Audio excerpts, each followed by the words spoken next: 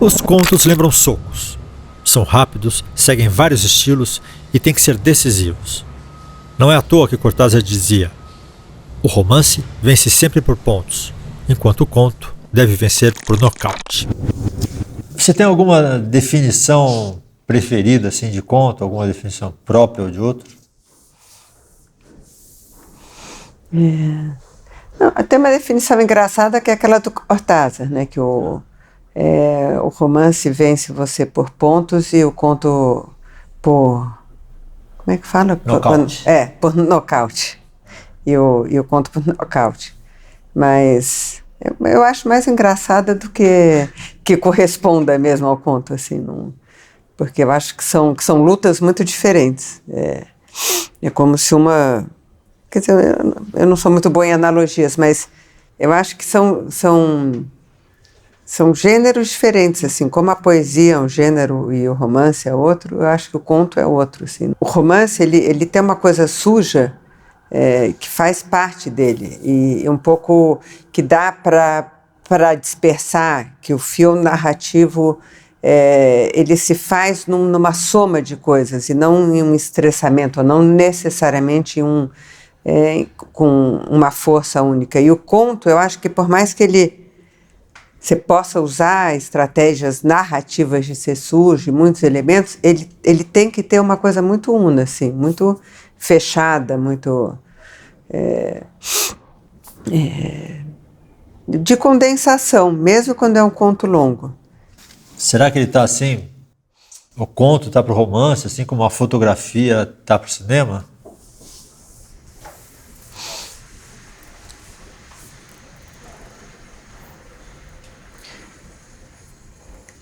Ou curta-metragem? Talvez mais, eu diria mais o curta-metragem do que a fotografia. Porque a fotografia eu acho que é muito longe do cinema, muito, muito longe mesmo, assim, ela tem muitas diferenças. E o conto ele tem mais afinidade com o romance, como o curta-metragem tem mais afinidade com o longa. E talvez a fotografia seja a poesia. Você disse numa entrevista que o conto precisa de uma história mais coisa.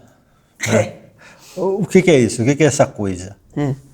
Não é bem que é história. O conto é mais uma coisa. Ele é coisa no sentido mesmo assim, mais sólido. Você estrutura a história dele. O que faz a estrutura da história é muito aparente, assim. Enquanto no romance a estrutura e o tema e o caráter dos personagens e aquele mundo todo, o universo que você vai criando, são coisas mais fluidas, que se misturam, que se entrelaçam. E no conto, a maneira que você usa para estruturar é um arcabouço muito que faz parte da história mesmo, assim, é muito visível. Ele é o mais objeto, que é ficcional, narrativo, isso tudo, mas do que o romance. E é mais comum o escritor começar pelo conto?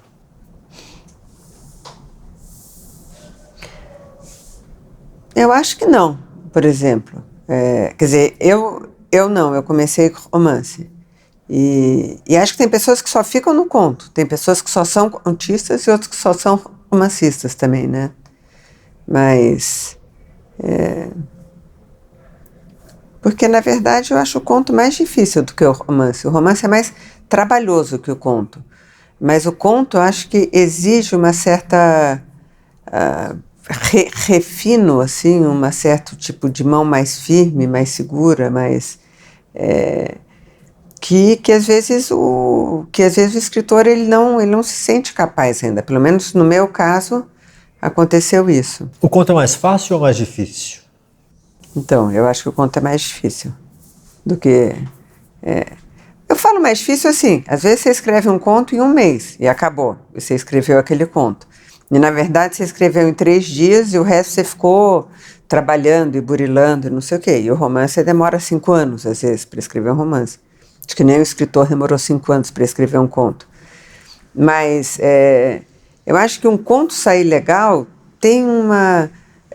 o romance você vai meio que consertando, você vai acertando, você vai entendendo, você refaz. O conto você joga fora. Se é uma coisa que deu errado, não tem jeito. Ele não funcionou assim. Estava conversando com o Carlito Carvalhosa, que é um artista plástico, e ele fez uns desenhos agora ultimamente. E daí ele estava falando que é mais ou menos isso. O desenho você não conserta. Se você errou, você joga fora e começa de novo. Já a pintura, você pode ir entendendo o que é aquela pintura, ir pintando, e cobre, e refaz. Agora, se o quadro tem um defeito, isso você não conserta, nem sequer a pintura, que não adianta, vai ficar um remendo, vai ficar aparecendo. Mas ela pode se desenvolvendo ao longo do processo. O desenho tem uma coisa mais... o desenho é bom ou é ruim e você tem que jogar fora se ele ficou ruim, assim. Como que é a estrutura de conto? Assim, no que ele difere da crônica? Tirando o Luiz Fernando Veríssimo, a crônica em geral, ela é um pouco o que eu falei da poesia, assim. Esse narrador, autor, é muito misturado, assim. Porque aquilo aconteceu com aquele cara. Você pega o Rubem Braga, pega, sei lá, mesmo a Clarice Lispector, quando ela escreve crônica, o Machado de Assis, aliás, eu só conheço cronistas brasileiros, eu nunca li nenhum cronista. Acho que nunca foi traduzido um livro de crônicas de alguém de fora, não sei. Mas foi a Clarice que viveu aquilo, foi o Machado, são ideias deles. A recepção de uma crônica é essa. O que foi que esse cara fez hoje? O que ele pensa? E esse cara é o cronista, não é o narrador. E um conto não. Um conto é uma invenção, de fato, assim. Não que a crônica pode até ser, mas ela não é lida como uma invenção.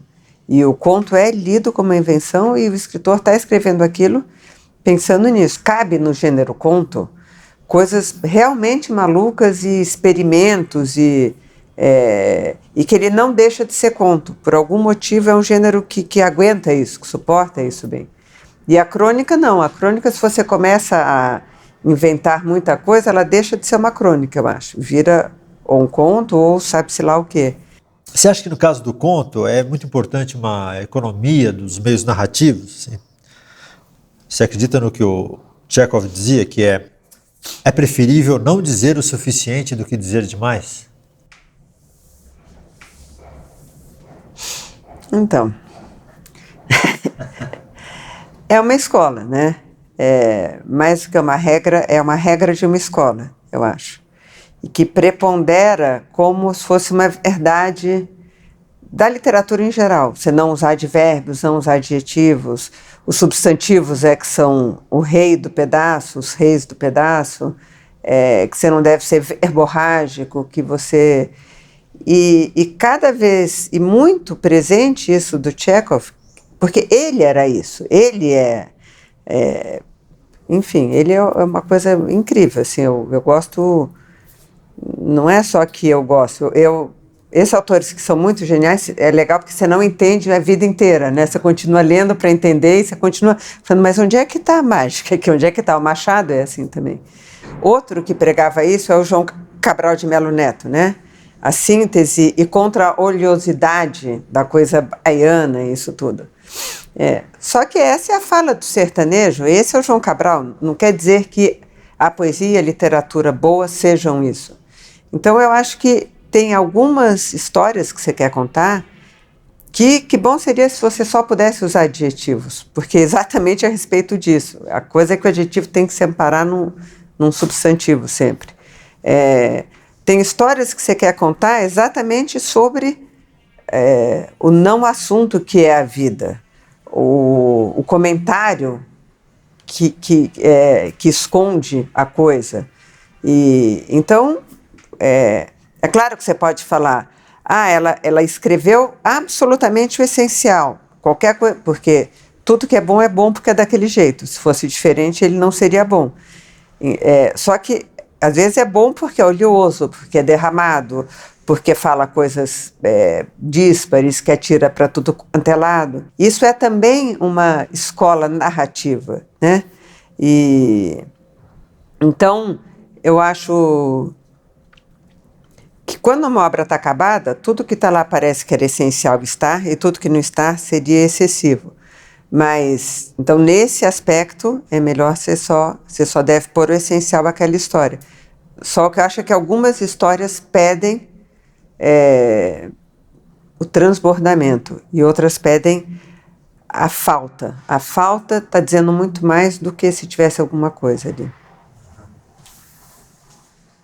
Às vezes o excesso é essencial, né? Eu acho que é bem isso. Quando você começa um conto, você sabe como ele vai acabar? Quando eu começo um conto, eu sei o conto inteiro, mesmo que eu não saiba como a história vai acabar. Mas eu sei eu sei o que é aquilo, ou até saber o que é aquilo, eu não acerto o começo. Eu vou reescrevendo. Aí quando eu entendi o que é a coisa inteira, eu começo a escrita, aí que começa de verdade, assim. Tem uma nova geração de contistas se formando no Brasil, ou pelo contrário? Pode ser que a gente tenha contistas muito bons e jovens e que não estejam sendo publicados. Porque todo esse boom da literatura brasileira nova, não sei o quê, talvez seja um boom mais de barulho do que de vendas, né? Eu só me lembro de romancistas agora. Não sei, você se lembra de algum? Não. Contista não, eu acho que o conto... A gente pode pegar a revista Granta ali em cima. Mas acho que vai virar um bico do romancista, né? Porque o público leitor não gosta em geral. Uhum. Tirando o Veríssimo e o Trevisan.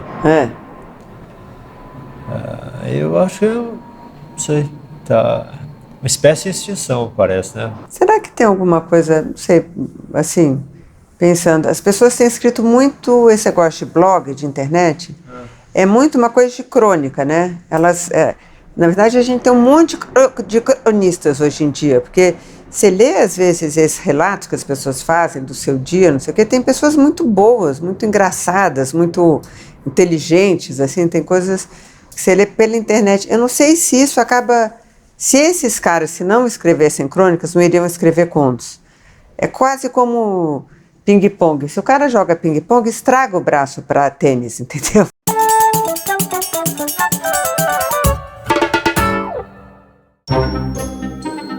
Anton Tchekhov nasceu na Rússia em 1860.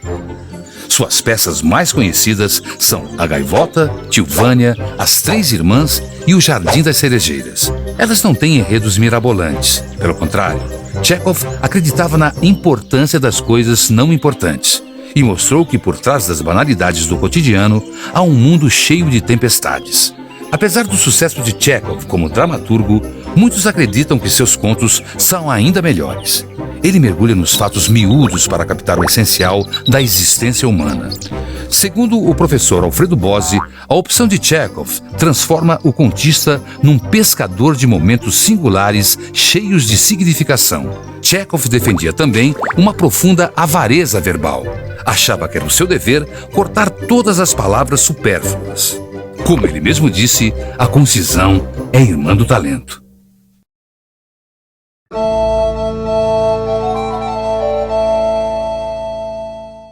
A Vida Naquela Hora, de João Carrascosa, é uma coletânea de 8 contos publicada pela editora Scipione. Como o próprio título diz, é uma coletânea sobre aqueles instantes e aqueles momentos da memória do presente. João Carrascosa é um grande escritor brasileiro, muito premiado, cuja escrita se traduz e se revela num apuro muito, muito grande em termos das palavras, numa procura muito firme do sentido e do vocabulário, no sentido da linguagem e do ritmo das frases e, como ele mesmo diz, da concisão. Por isso ele fala que um dos gêneros preferidos dele, que ele gosta de escrever, é o conto, porque de fato o conto exige essa concisão, exige essas palavras exatas, no sentido de que tudo seja dito de uma forma muito sintética e muito precisa. No caso desta coletânea, o tema central é a infância. São várias histórias que giram em torno daqueles momentos presentes, muito cotidianos do dia a dia, que vão desde o cheiro de café na hora do lanche, o final da tarde, o jogo de futebol na televisão. Então, os relatos vão desde uma mãe que fica parada numa grande autopista com seu filho de 9 anos, o menino que vai para a fazenda do tio e aprende e vê como se doma um cavalo que seria indomável, o menino que pela primeira vez assiste um jogo de futebol com seu pai numa televisão a cores, enfim, temas do cotidiano que aparentemente parece que não mudam as nossas vidas. No entanto, é nesse ritmo desses acontecimentos que nossas vidas mudam. E quando se trata da infância, o que a gente está verificando aí? São esses momentos dessa sensibilidade, desse dia a dia, que vão ser os momentos que vão marcar essa passagem da infância para a adolescência. Então, todos os contos, eles tratam dessa questão com muita sensibilidade, com muita delicadeza e de uma perspectiva, a partir do próprio autor, muito generosa em relação a esse período, né, difícil da infância, onde o dia a dia parece que não passa, mas ao mesmo tempo a gente sabe que não vai ser mais o mesmo dia. Nesse sentido, estes contos do Carrascosa são uma porta de entrada em termos de uma reflexão e de um aprofundamento em questões fundamentais desse período de amadurecimento que leva da infância à adolescência. Eu acho que essa generosidade, ela emociona todos os leitores quando entram em contato com esses contos.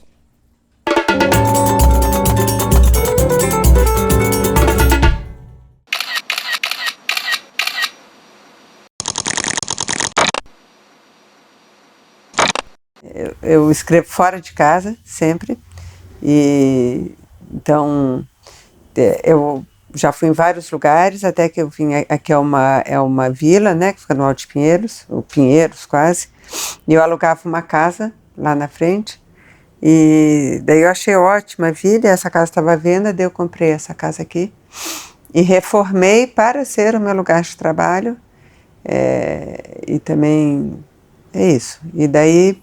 Então, essas estantes, na verdade, elas vêm dos outros lugares onde era o meu escritório, elas vieram comigo. E essa mesa também, tudo. Então, é isso. E para mim é muito importante, assim, tá em um lugar que é diferente de casa. Mesmo que agora eu não tenha mais filhos em casa, não haveria necessidade, mas por algum motivo parece que eu saí para trabalhar e volto ao trabalho, é importante isso.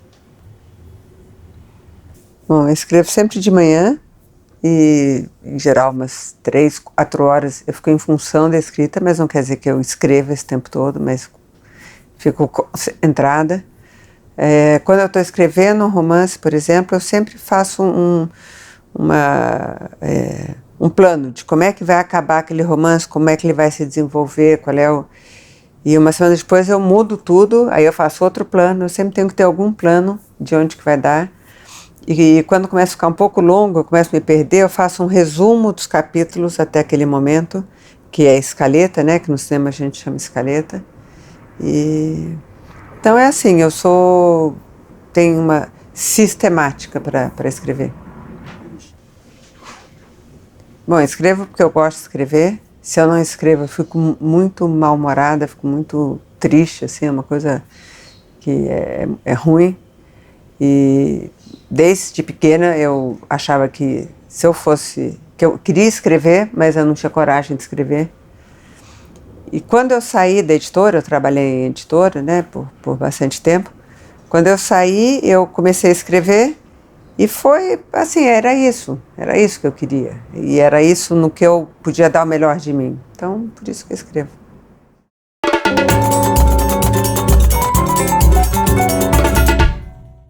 Olá, meu nome é Juliana e hoje eu vou falar de um livro de contos chamado Fugitiva, da escritora canadense Alice Munro. Esse livro é composto por 8 contos relativamente extensos, 3 dos quais são interligados, possuem histórias interligadas e giram em torno da mesma personagem em fases diferentes da vida dela. Na primeira fase ela é uma jovem professora, na segunda uma jovem mãe e na terceira fase ela é uma mulher madura. Todos os 8 contos que compõem a obra têm mulheres como personagens centrais. As histórias são em geral narradas em terceira pessoa por um narrador onisciente, mas é um narrador que adota a perspectiva da personagem central e às vezes muda de perspectiva de acordo com o personagem que ele coloca como foco. O conto que dá título ao livro é o primeiro, chamado Fugitiva, cuja personagem central é uma jovem insatisfeita no casamento e que tem a chance de fugir, de escapar para uma outra vida. Mas não só esse primeiro conto, como todos os demais do livro são marcados por um instante, por um personagem, por um bicho, por alguma possibilidade de fuga. Então nós temos pessoas que se deslocam, pessoas que escapam, animais que somem, ou sentimentos que escapam ao controle, que saem dos trilhos. Em todos os contos nós temos uma personagem que é confrontada com uma possibilidade de fuga. Seja a fuga da vida dela, seja a fuga de si mesma. Todos os personagens da Alice Munro são pessoas triviais, mas que escondem por debaixo daquela camada de vida comum um drama que lhes é fundo. E o que a Alice Munro faz no decorrer do conto é ir tirando as camadas daquele personagem, tirando as camadas dos relacionamentos que ele trava com os outros personagens, até mostrar que aquele personagem aparentemente trivial é único, até mostrar o estranhamento que há de mais exótico naquela vida aparentemente comum. E a autora se volta para tudo aquilo que não é dito dentro de um relacionamento, mas que emerge em algum momento da história, seja uma forma de violência psicológica, seja uma expectativa não confirmada, seja uma forma de pressão dentro da família. Tudo isso que o personagem guarda e às vezes não diz nem para si mesmo, em um momento súbito da história emerge e vai mudar toda a nossa visão daquele personagem ou daquela história. Outro ponto interessante é que a autora não julga os seus personagens, mesmo os personagens mais criticáveis, mais moralmente criticáveis. Não, ela lança um olhar de empatia para aquele personagem e revela ao leitor como é difícil julgar aquela vida, aquela decisão, aquela trajetória. Bom, espero que vocês gostem do livro e é isso. Até mais. Tchau!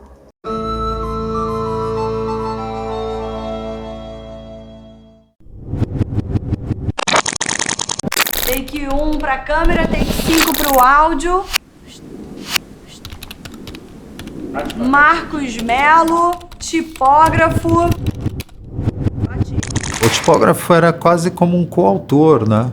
Se você for, né, pensar nesse sentido. Ele entendia o texto, ele lia, ele dava forma, ele escolhia os tipos. Tinha toda a preocupação com o desenho do tipo, a escolha, a mancha, como que vai ser formado ali o texto, a relação, né, da página impressa, como que eu vou, né, trabalhar o grid nesse sentido, o papel, a impressão, a tinta, a encadernação. Empreendedores também, né?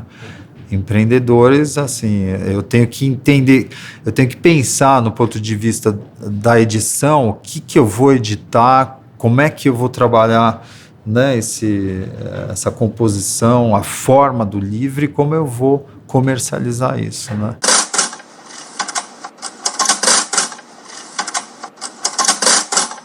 Enquanto a tipografia ela parece ele tem essa mordida, né? A offset, o processo de offset é o beijo, né? Assim, o beijo é a mordida, né? Que ele toca só, né? Só decalca, né? Imprime. Aqui não. Aqui a gente tem essa questão do relevo, né?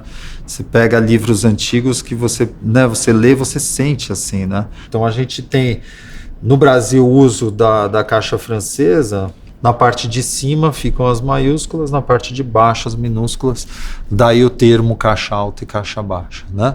Basicamente a gente vai retirar da caixa utilizando esse instrumento que se chama componedor.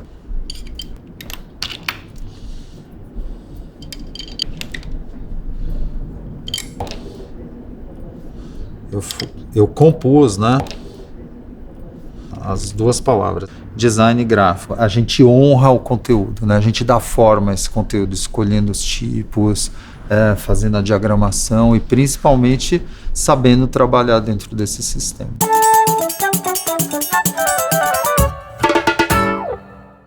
Júlio Cortázar nasceu numa embaixada da Argentina na Bélgica, em 1914.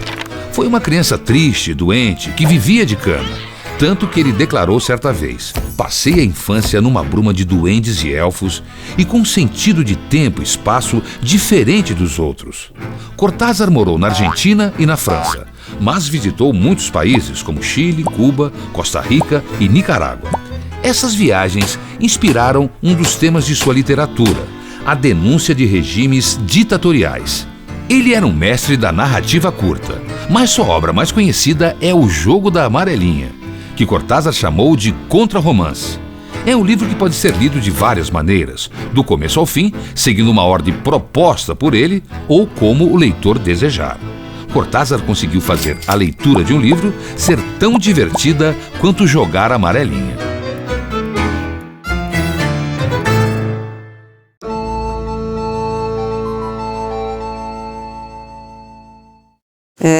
Eu queria indicar esse livro daqui, que é o Livro dos Lobos, do Rubens Figueiredo, que é um autor carioca, 50 e poucos anos. E, bom, ele é um escritor muito, muito bom, em geral. E nesse livro dos contos, como em outros livros dele, são 7 contos e ele narra coisas que são...